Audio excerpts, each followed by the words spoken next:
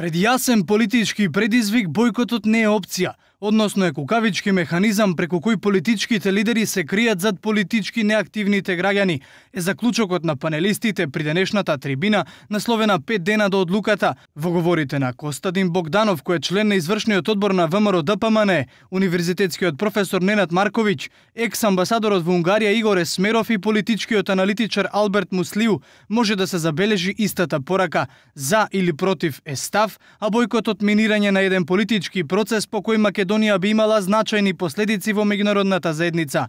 Како што вели професорот Марковиќ, Македонија никогаш не би имала подобар договор, иако овој не е совршен. Не можам да сватам како на ВМРО ДПМН му одговара. Имате прилика.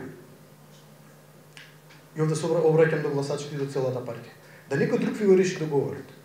Да при тоа претрпи страшна политичка штета. Да страшно си ги зголемите шансите за враќање на власт со решен проблем. Не. Ја поддржува врхушката на партијата, мој втечаток е дека поддржам најпогрешната опција, тоа е опцијата на бојкот. Нечестноста во бојкотот е што ќе се сокриете за политички неактивните граѓани. Тоа е нечестноста на бојкотирање.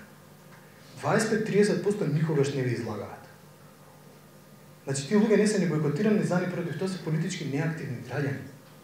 Тие не се заинтересирани. Тоа е некој младиш што седи, не знам, гледа телевизија по цел ден, игра PlayStation и не го интересира, или некоја бабичка што си ги гледа внуците, или некој просечен човек кој едноставно не сака да се оптеретува со политика, но тие не припаѓаат на една од трите опции. Вие ќе се сокриете за 25-30% и ќе ги прикажете како луѓе кои го бојкотирале референдумот, а тоа не е точно.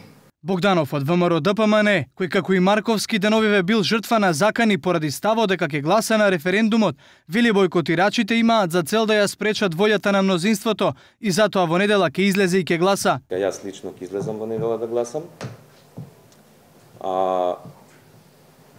Доколку до недела некој успее да ме убеди дека може да се склучи подобар договор од овој, или дека ние имаме некоја друга алтернатива, освен ЕУ и НАТО, тогаш би гласал и против. Лично јас сметам дека подобар договор од овој во иднина нема теоретски шанси да имаме. Не може да се погодат сите коцки на место, како што се погодени сега, и геополитички, и стратешки, и од страна на Грција, и од наша страна, и така натаму. Мислам дека и кај нас е веќе зрел моментот за решавање на ова прашање. Поранешниот амбасадор на Република Македонија во Унгарија, Есмеров, тврди дека тој ќе излезе и ќе гласа по сопствено убедување, а во разговорите со бојкотирачите никогаш не добивал одговор која е подобрата опција од сега укажаната. Ги прашувам, добро ќе бојкотирате во ред, а што правиме после? Едноставно нема одговор. Или почиња да се извртува одговорот дека ние сме били антички македонци, па сега ќе му покажеме на светот дека колку сме мокни и како ќе се бориме во ред, се е тоа во ред. Меѓутоа, на нас светот не има подадена рака. Да се разбереме, и Соединените Американски држави и Европската унија не имаат подадена рака. Прашајте ги било кој граѓанин кој е член на Европска унија, како се градени патиштата низ Европската унија, особено новите земји членки. Ќе ви кажа дека скоро сите патишта се градени со 80 и 90% грант. Дали тоа не е подадена рака? Дали тоа не е приближување и финансиско и пријателско приближување кон тие држави?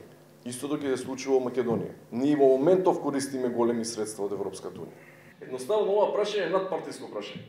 Есмеров дополнува дека сегашниот референдум е надпартиско прашање, а секој кој е против Преспанскиот договор требало својата кампања да ја фокусира на гласање против, а не да се крие зад превезот на неколкуте бојкотирачи.